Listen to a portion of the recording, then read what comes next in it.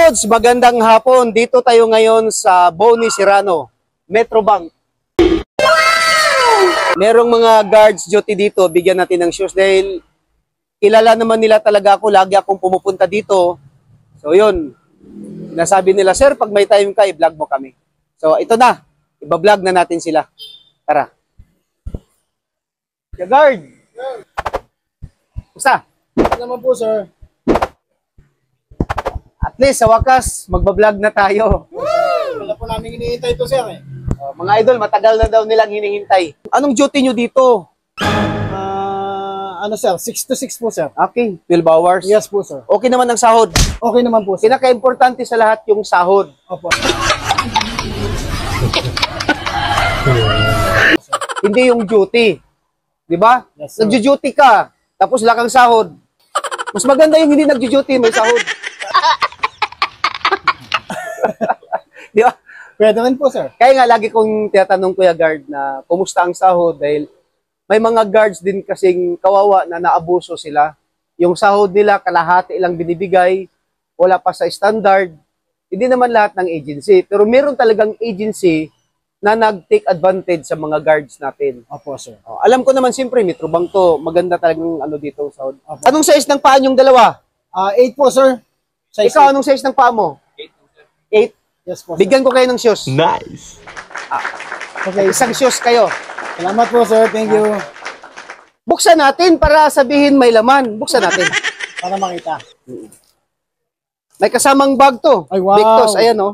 Thank you po, sir. Thank Pangbaon. you. Narinig niyo ba tong Victos? Nakita niyo na ba to?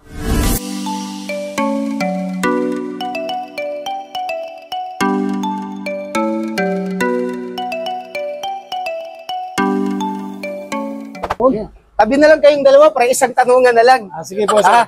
Isang tanungan na lang. 11 GO, siyempre, di ba? Wala naman ako ibang tinatanong eh. Kasi yung 11 General Order sa Guard, yun ang fundamentals duties nyo. Opo, Di sir. ba? Yes, sir. Pag ma-perform mo yan, na-perform mo na yung trabaho mo. Kasi may mga guards na pinapahugas ng sasakyan. Bawal yun. Kung anong nakalagay sa 11 General Order, yun lang talaga ang trabaho nyo. Wala nang iba.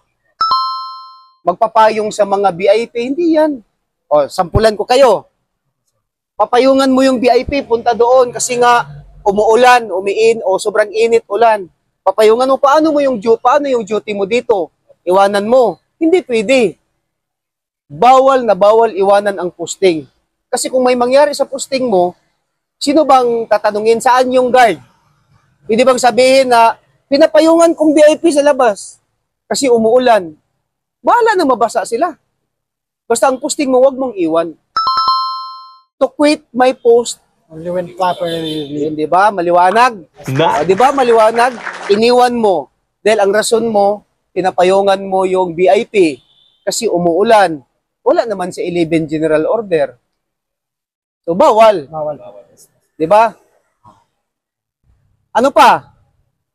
GO number 1, sir. Number 1, sige. To take just of dispose in all companies' properties and view and protect the same with utmost diligence.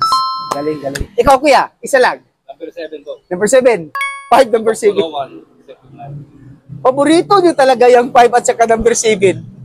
Bakit ba paborito nyo yan? Maiksi. Saka hindi naman po Ha? Importante din talaga. Kahit maiksi siya, pero importante. Tutok, tunuan, except in the line of duty. Siyempre, pag duty ka, di ka pwedeng magmarites. Yes po, sir. Diba? Di ka pwedeng magchismis-chismis. Magipag-usap sa mga stranger, di ba? Eh, may post ka eh.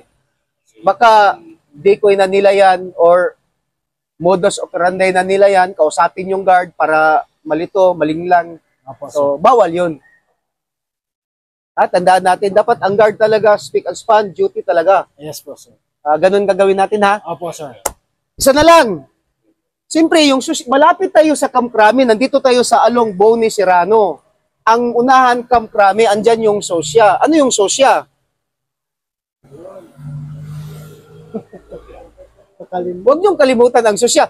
Siya ang nag-regulate ng mga ID nyo, siya ang nag-approve, siya ang nag-print. Ay, tignan mo kuya, nangungupya ka. Sige, susya yan. Susya. O, ano yung susya? Nakalimutan. Ikaw, Kuya, nakalimutan mo rin. Oh. Yan, sige. Sorry. Yan, tama. Supervisory, office, oh. Security, tama. Investigation Agency. Ayan, nalala ni Kuya. Ano akala nyo? Hindi niya alam? Nalala ko na. Sabihin mo, alam ko. Alam ko po, alam ko. Kita mo, alam niya, ha? Ibig sabihin din niya alam. Nakalimutan lang, of course. So, ngayon, magpasalamat tayo sa sponsor ng shoes. Okay po, sir. Okay. Pasalamat ka sa sponsor ng shoes kay Jim Gonzales. Maraming salamat po, Sir Jim Gonzales, sa binigyan niyo po sapatos sa amin.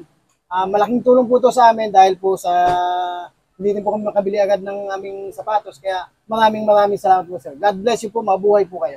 Thank you. Ikaw, Kuya, pasalamat ka rin. Thank you po, sir. Jim Gonzales. Jim Gonzales po sa sapatos na binigay niyo. Pero kung hindi dahil kay sir na nag-vlog sa amin, hindi makakapit sa amin ang sapatos.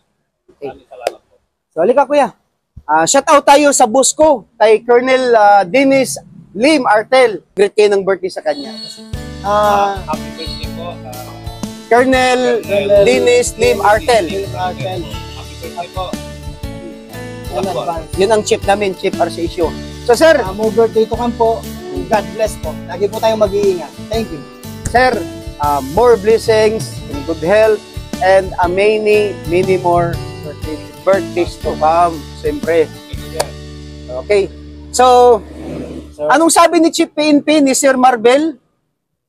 Di ba yung meron siyang sinasabi na ang gusto ng pulis, anong dugtong? Oh. Sabi ni Sir Marbel, ang gusto ng pulis, ligtas ka. Sabay-sabay tayo. Ang gusto ng pulis, ligtas ka. Thank you. Thank you po, sir. Thank you. Thank you very much, sir.